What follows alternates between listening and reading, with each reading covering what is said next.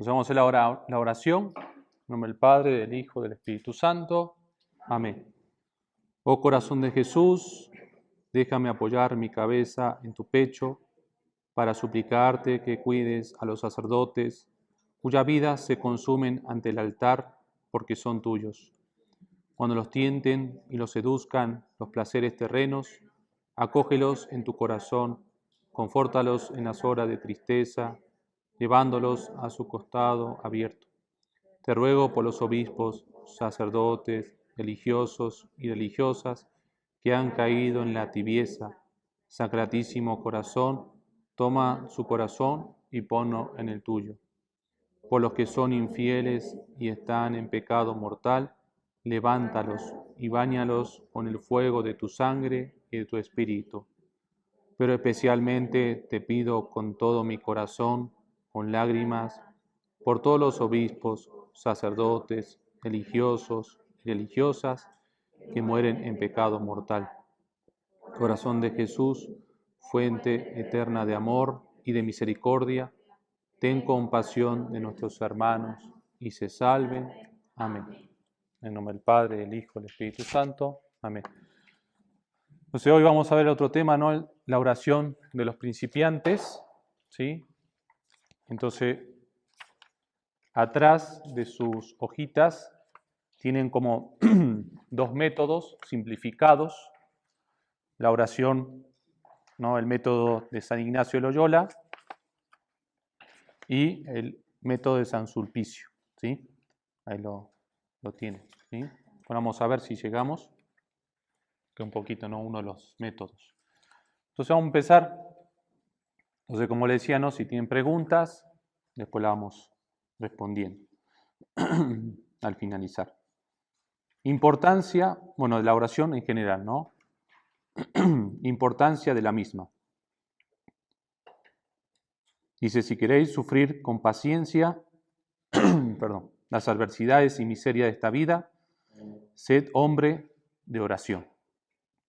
Si queréis alcanzar ánimo y fortaleza para vencer las tentaciones del enemigo, sed hombre de oración. Si queréis mortificar la voluntad propia con todas las inclinaciones, sed hombre de oración. Si queréis conocer la astucia de Satanás y burlar sus engaños, sed hombre de oración. Si queréis vivir alegre y caminar suavemente por las sendas de la penitencia, sed hombre de oración. Si queréis arrojar del alma las moscas inoportunas de vanos pensamientos y cuidados, sed hombre de oración.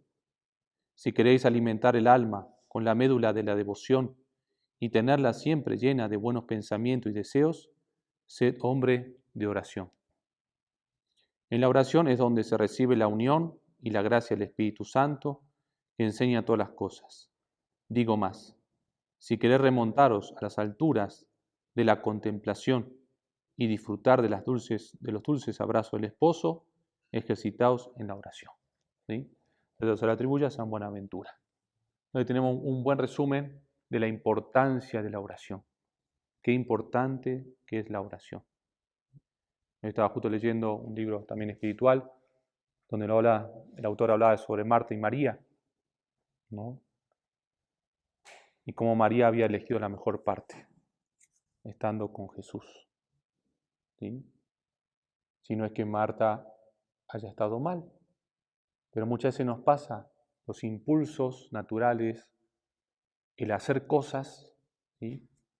Nos va inquietando, nos inquieta y nos perturba. Si hacemos mucho apostolado, tener mucho cuidado si no tenemos vida de oración, que es lo que hoy está pasando. Si hay mucho apostolado, muchas veces hay muchas cosas para hacer, pero no tenemos vida de oración. Y eso no da fruto. ¿Sí? Primero es hombre de oración y después vamos a ser hombres de acción. Eso es fundamental. Porque si no, uno termina lastimado, ¿no? Por eso se inquieta, Marta se inquieta, ¿no? Y termina murmurando. ¿Sí? Todos sabemos cuánto ensalzó la oración Santa Teresa de Jesús. A los que le sirven a Dios, ¿no? Sino que le ofenden, les está tan bien la oración y les tan necesarias, por males que hagan quien le ha comenzado, no la deje, pues el medio por donde puede tornarse a remediar y sin ella será muy más dificultoso. Estamos haciendo cosas generales, puntos generales, ¿sí? Después vamos a ir especificando. No es menos categórico San Alfonso María Ligorio. Un confesor prudente dice, no bien conoce que un alma tiene horror al pecado mortal y algún deseo de vida cristiana, debe, ante todo, adiestrarla en la práctica de la oración mental y de luego en la meditación de las grandes verdades, porque este ejercicio parece ser muy necesario a las almas para perseverar en la gracia de Dios. Y no hay práctica que tanto procure impedir el demonio como la práctica de la oración. Entonces, el demonio lo que va a hacer es que no hagan oración. Ese es su fin también, ¿sí? Que ustedes no hagan oración, que no hagamos oración. No hay mucho que hacer. Escuchado muchas veces, no hay mucho que hacer. La oración no es importante, es una tentación. ¿Sí? Es una tentación. No puede dudarse que si el mundo está tan lleno de pecados y de condenados en el infierno, proviene esto de no meditarse bastante las verdades eternas. Con la oración se santificaron todos los santos. La oración mental y el pecado mortal se excluyen mutuamente. Esto es fundamental, ¿sí? La oración mental y el pecado mortal se excluyen.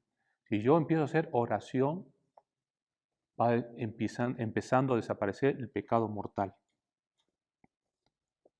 ¿Por qué? Dice, vemos a muchos cristianos que rezan el rosario. Entonces, San Alfonso María Ligorio. Rezan el rosario, el oficio de la Santísima Virgen, que ayunan y siguen viviendo en pecado. Al paso que aquel que se conserva fiel a la oración no solo dejará el pecado, sino que se desasirá de las criaturas para amar a Dios.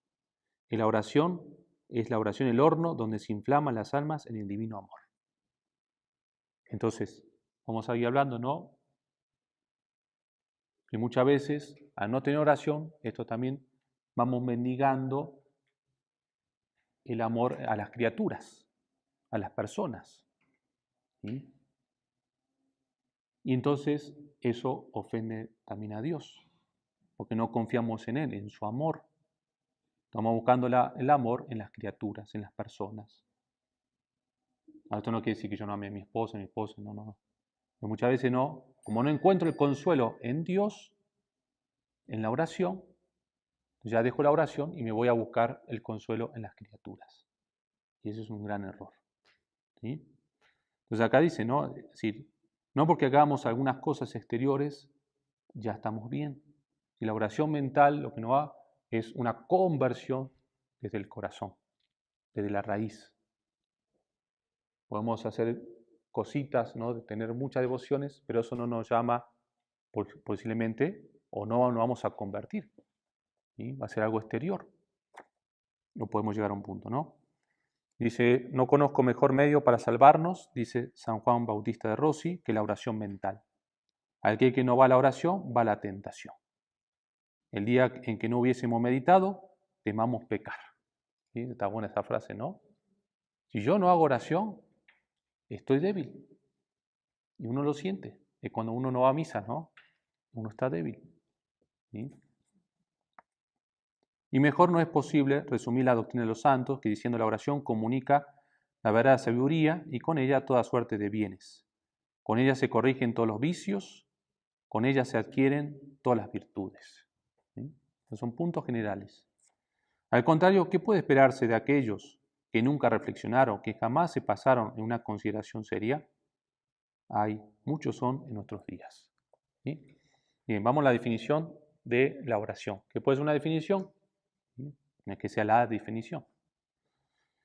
Es la oración una elevación y aplicación de nuestra mente y corazón a Dios. ¿Sí? Entonces eso es un primer punto, ¿no? Una elevación y aplicación de nuestra mente, de las dos facultades, y corazón a Dios. Para cumplir nuestros deberes, exponerle nuestras necesidades y hacernos mejores para su gloria. Y bueno, un pequeño concepto, ¿sí? Lo más importante no es eso, ¿no? La elevación y aplicación de nuestra mente y corazón a Dios.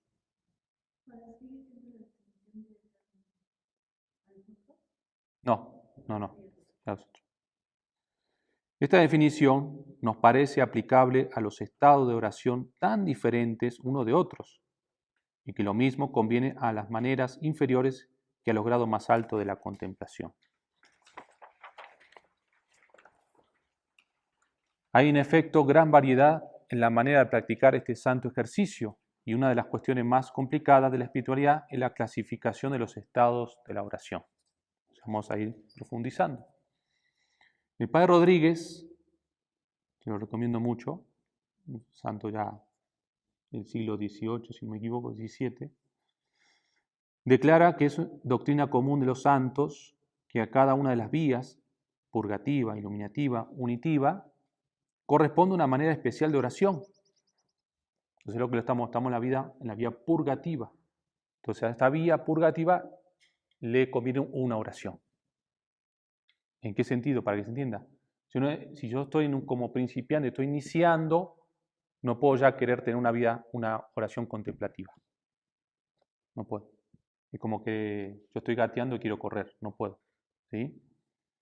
En la vía purgativa, vía de peleas y trabajos, en la que el alma está todavía casi enteramente metida en las cosas de la tierra, preocupada por completo por sus intereses temporales y expuestas a graves peligros de pecar, y por otra parte aún novicia en las cosas espirituales, solo a fuerza de reflexiones y de consideraciones puede desasir su corazón. Puede ir vaciando su corazón. Eso es desasir. ¿Sí? Levantarlo hacia Dios y sacar de su voluntad enérgicas y santas resoluciones. Conviene, por tanto, la meditación, la oración discursiva. ¿Sí? Entonces eso es lo que le conviene, ¿no? a esta vía, la vía purgativa, ¿no? Ahí tienen el párrafo ese, que es lo que vamos a estar enfocando. Y nos conviene la oración discursiva. Ahora, si uno está más, es decir, ya lleva una vida de oración, bueno, capaz le viene la siguiente.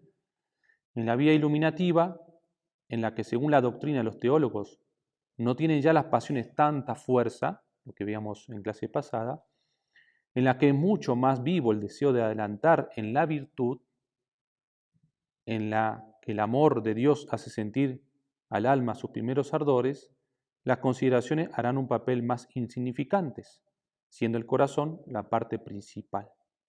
Entonces aparecerá la oración de los vivos deseos, de las súplicas ardorosas, de los propósitos llenos de fervor, será la oración afectiva. Es un resumen, no se preocupe, lo vamos a estar viendo, ¿no? Pues, ¿todo esto qué es? Bueno, lo vamos a estar viendo. No sé si en este semestre, pero lo vamos a estar viendo, ¿sí? Bien. En fin, en la oración unitiva, el principal cuidado del alma, dice San Tomás, tiende menos a crecer en amor de Dios que a unirse con Él y gozar de Él. Por otra parte, habiendo estas almas recibido vivas luces, sienten mucho la grandeza y bondades de Dios, por lo cual los razonamientos para persuadirlas de sus obligaciones para con Él, no podrían menos de serles gravosos. Le tiene un amor tranquilo pero intenso, que le infunde el mismo Espíritu Divino, y gustan profunda y viva satisfacción en este amor. La manera de oración de las almas perfectas será, pues, menos violenta, más sencilla a la vez y sosegada. Esta es la oración contemplativa ordinaria. Entonces, para que usted vea, que la oración no es algo simple, es decir, tiene su estructura, tiene su comienzo, tiene su fin. Si no es así nomás, ¿no? Entonces, en cada etapa de mi vida, ¿sí? En cada etapa de mi vida espiritual, también hay una etapa de vida de oración. Y que si esto no se conoce, no sé qué pasa. No, pero si yo digo, ya no siento nada, no tengo ganas de oración, siento aridez, no sé, me pasan muchas cosas, ya Dios no me quiere, ya no hago oración. La dejo, porque no sé estas cosas. Y eso pasa mucho. ¿Sí? Entonces, yo no sé, la dejo. Y el demonio triunfa. ¿Sí? Entonces, Por eso es importante conocer. ¿Sí? Más, entre las almas perfectas las hay a quienes otorga Dios gracias admirables, que suponen una verdadera derogación de las leyes comunes de la naturaleza. Son verdaderos milagros, como los arrobamientos, los éxtasis que suspenden el ejercicio de las facultades sensitivas, u obra Dios en ellas fenómenos puramente espirituales, sin intermedio de los sentidos exteriores, ni siquiera de la imaginación, poniéndola así en el estado de los ángeles o de las almas separadas. Tales son las visiones intelectuales, y ahí lo que constituye la contemplación extraordinaria. Por eso extraordinario, no es lo ordinario. ¿Sí? Entonces no vamos a estar enfocando a eso no vamos a enfocar. ¿Sí? Bien. Necesidad de la oración. La necesidad de la oración se funda en la necesidad de la gracia actual. Es una verdad de fe que sin esa gracia somos radicalmente impotentes para salvarnos. Y con mucha razón, con mucha mayor razón, para alcanzar la perfección. Bueno, si no entra, no, pero sí, por eso dice gracia actual no, porque es decir, necesitamos porque hay una gracia santificadora y una gracia actual, ¿no? Es decir, la gracia actual es la que, es decir, viene, es decir, como podemos explicar, ¿no? Dios la envía, ¿no? Es decir, Dios la está dando constantemente, ¿no? Constantemente. Si nosotros estamos en estado de gracia, Dios las da. ¿Sí? Nos da esa fuerza, ¿no? Por ejemplo, para ir a misa, para comulgar, para confesarme, para rezar, ¿sí? Para, no sé, la paciencia, la misericordia. Ahí tenemos una gracia, ¿sí? Por mi propia fuerza muchas veces me doy cuenta que no lo pude haber logrado, si no puedo. Entonces sabemos que tenemos la gracia, ¿sí? Por la propia razón no puedo, solamente con la razón no puedo, ¿sí? De eso se trata. Dice, somos radicalmente impotentes para salvarnos y con mucha mayor razón para alcanzar la perfección, ¿sí? Con nuestras propias fuerzas, por muy bien que usáramos de nuestra libertad, nunca podremos ni disponernos positivamente para la conversión, ni tampoco perseverar por un tiempo notable, ni menos hasta la muerte. ¿Sí? Con nuestra propia fuerza no podemos. No podemos. ¿Sí? Si mí, dice Jesús a sus discípulos, no podéis hacer nada. Pero nada. Por eso la importancia de la oración. Ni siquiera concebir un buen pensamiento, añade San Pablo, pues Dios es el que obra en nosotros, en vosotros, el querer y el ejecutar. ¿Sí? Ahí lo tenemos. Así pues, descontada la gracia primera, que se nos concede gratuitamente antes de que oremos, puesto que ella es el principio mismo de la oración, es verdad, constante, sea la oración el medio formal, eficaz y universal por el que ha dispuesto Dios que alcancemos todas las gracias actuales. Esta es la razón de que nuestro Señor vuelva tantas veces sobre la necesidad de la oración para conseguir la gracia. Pedid, dice, y se os dará. Buscad y hallaréis. Llamad y se os abrirá. Porque todo el que pide recibe, y el que busca halla, y al que llama se abrirá. Mateo 7, 7, 8.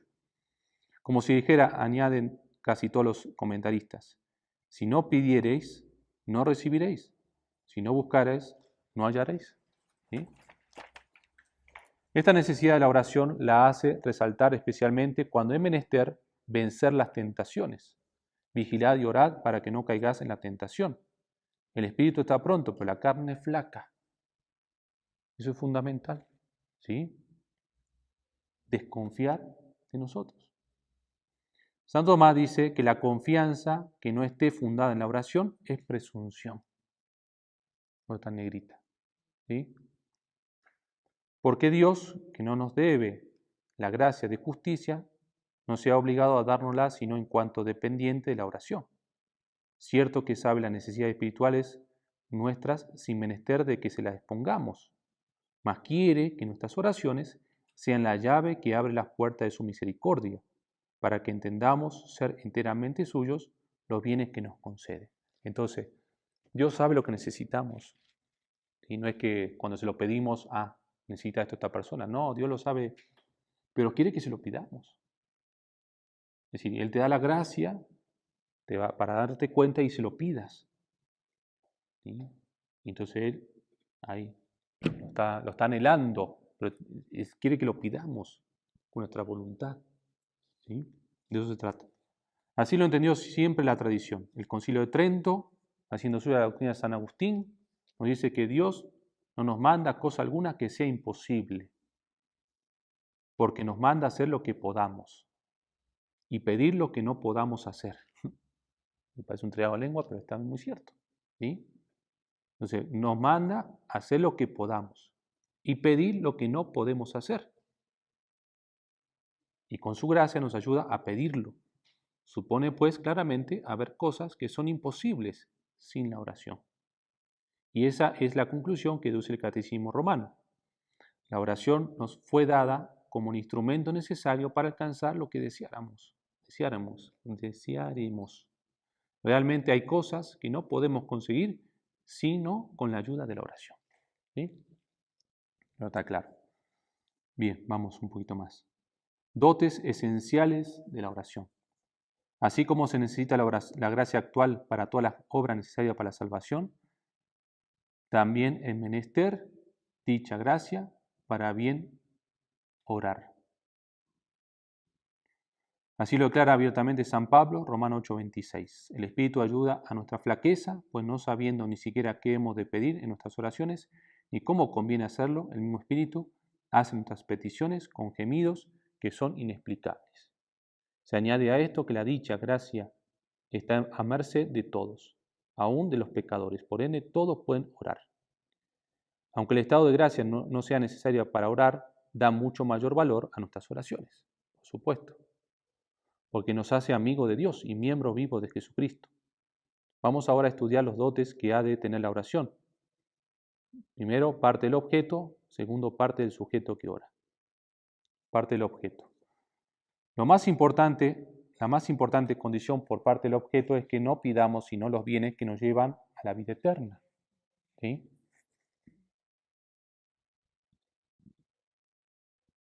Principalmente, primeramente las gracias sobrenaturales y luego, en la medida en que sirven para nuestra salvación, los bienes del orden temporal. Eso es muy importante.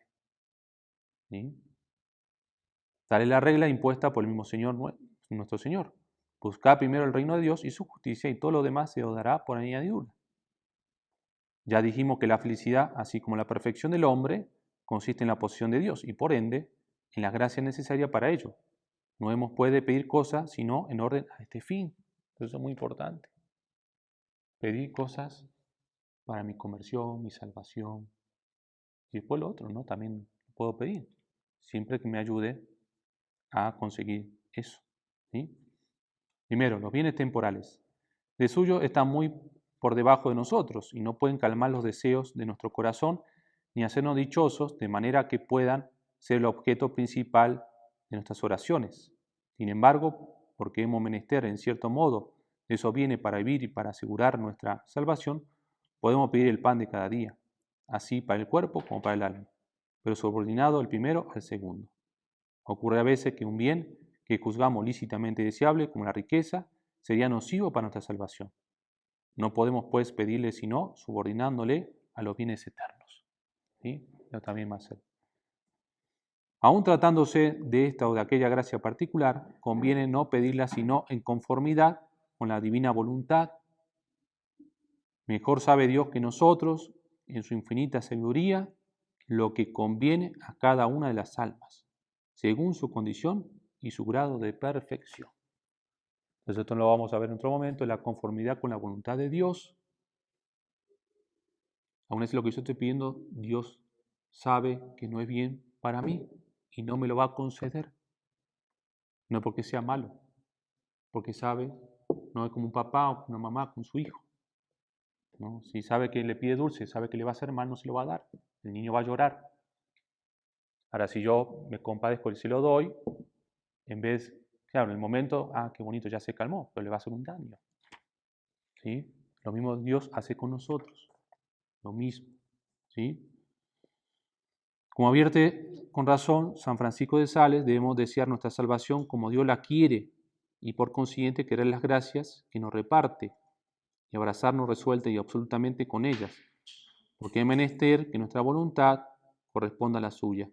Mas tratándose de gracias especiales, como de esta o de aquella manera de oración, de consuelos o sequedades, etc., no se ha de pedir nada en forma absoluta, sino someterlo todo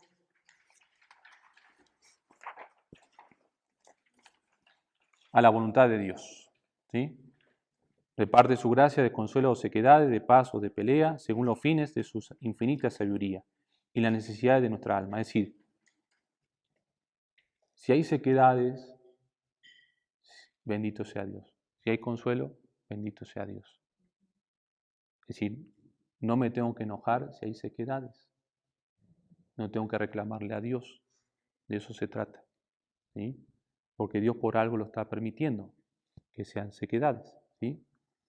A nosotros no nos toca, pues, sino dejar a su elección las gracias que más nos conviene.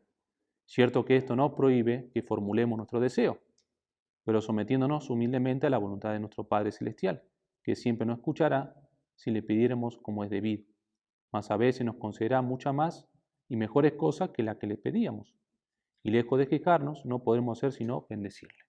Bien, un poquito más rápido porque quiero llegar al tema de la oración, cómo hacerla así. Dotes por parte del sujeto. Los dotes más esenciales para la eficacia de la oración son la humildad, la confianza y la atención, o por lo menos poner seriamente cuidado para estar atentos. La humildad, ¿no? Se deduce de la naturaleza misma de la oración, puesto que la gracia es esencialmente gratuita y por ende no tenemos derecho alguno a ella, somos, dice San Agustín, mendigos con respecto a Dios y hemos de implorar de su misericordia lo que no podemos alcanzar de justicia. Así oraba Abraham, que ante la majestad divina se consideraba como un poco de polvo y cenizas. Mira que soy atrevido de interpretar a mi Señor, ya que soy polvo y ceniza. Así oraba también Daniel cuando pedía a Dios la libertad del pueblo judío, fundándose no en sus méritos y virtudes, sino en la abundancia y la misericordia divina. No nos apoyamos en nuestras obras justas para derramar ante ti nuestras súplicas, sino en tu grande misericordia. O así el publicano que fue escuchado: oh Dios, ten compasión de mí, que soy pecador.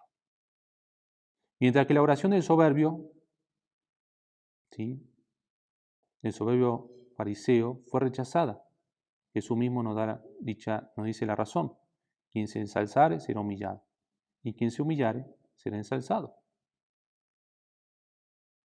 Bien lo entendieron sus discípulos, cuando Santiago nos dice con mucha insistencia: Dios resiste a los soberbios y da su gracia a los humildes. Así lo exige la justicia, porque el soberbio se atribuye a sí mismo la eficacia de la oración, mientras que el humilde se la atribuye a Dios. Eso es fundamental. Queremos que Dios nos oiga a costa de su misma gloria para dar pábulo y cebo a nuestra vanidad. El humilde, por el contrario, confiesa sinceramente haber recibido de Dios cuanto tiene. Al concederle, pues, Dios lo que pide, hace para su gloria al mismo tiempo que para el bien del que ora. Entonces, la humildad es fundamental para la oración. Van de la mano. ¿Sí? De esta manera, la humildad engendra la confianza, la cual se funda no en los propios méritos, sino en la infinita bondad de Dios y los méritos de Jesucristo.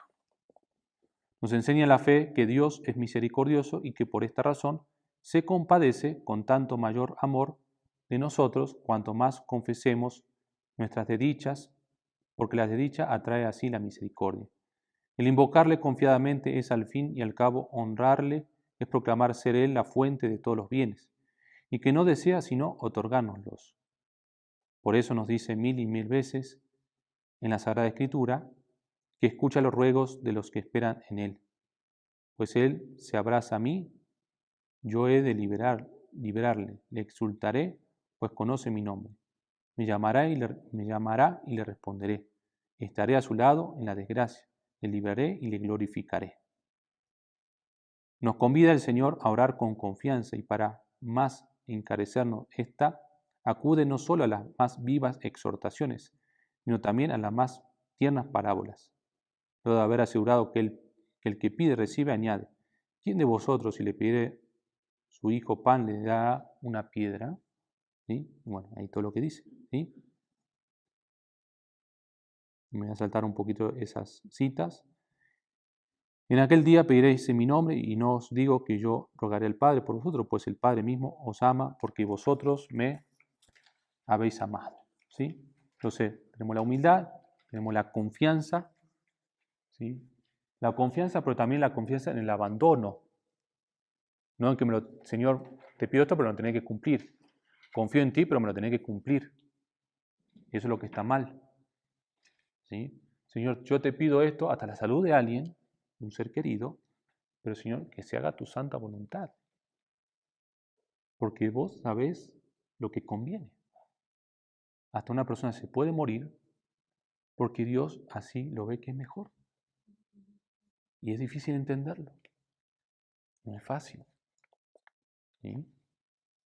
Cierto que a veces parece Dios cerrar sus oídos a nuestras súplicas, porque quiere que nuestra confianza sea perseverante, para que más hondamente sintamos nuestra pobreza y el valor de la gracia, pero nos muestra con el ejemplo de la cananea que aun cuando parece rechazarnos, gusta de que se le haga dulce violencia.